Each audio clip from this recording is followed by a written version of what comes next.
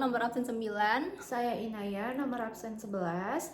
Di sini kita akan menggunakan studi kasus ketiga terkait Di mana kita akan melakukan pemesanan tiket penerbangan internasional dan juga bisnis. untuk perjalanan bisnis. Betul, nah saksikan video kami.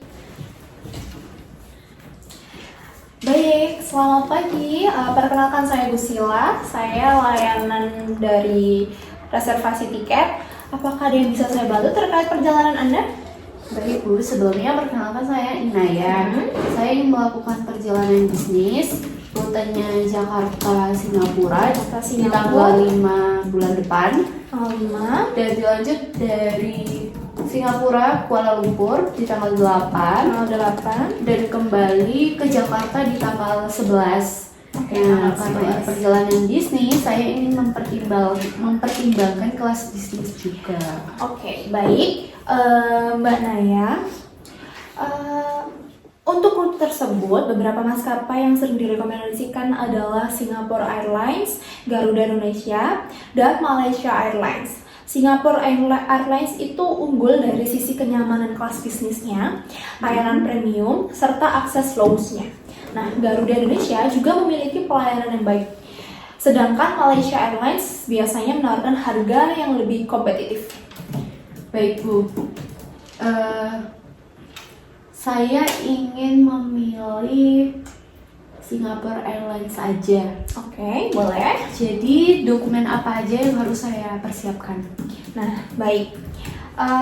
Untuk perjalanan ke Singapura dan Malaysia, Mbak perlu memastikan paspor Anda masih berlaku minimal 6 bulan sejak tanggal keberangkatan. Nah, untuk pemegang paspor Indonesia, umumnya tidak diperlukan visa untuk kunjungan bisnis singkat ke kedua negara tersebut.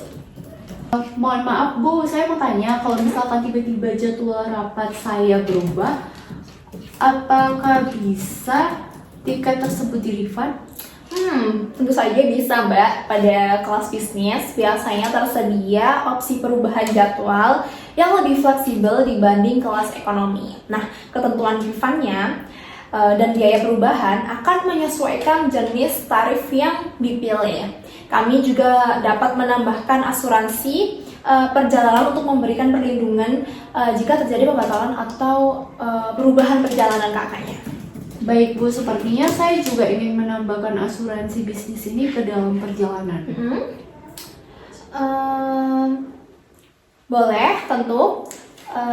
Dan setelah pemesanan dan pembayaran selesai, kami akan menerbitkan invoice.